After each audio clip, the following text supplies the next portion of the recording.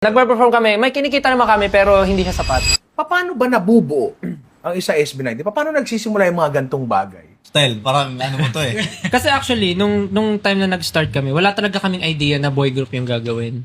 This was 2015. 2016. 2016. Ako masasabi ko yung part ko na personally, kaya ako nag-audition kasi ang goal ko naman talaga is to earn money to support my family. So wala akong idea na, pero sinabi magiging total performer kasi naghanap sila ng singer, dancer, na nag-a-act, nagbo-modeling. So parang, sige, pasok na lang tayo kung anong pwede, kung saan tayo So hanggang sa, yun, ang nakasabay ko mag-audition, si Josh, tsaka si Pablo. Well, si Pablo, nakasabay ko talaga siya first day ng audition. Si Josh, parang special edition na lang sa kanya.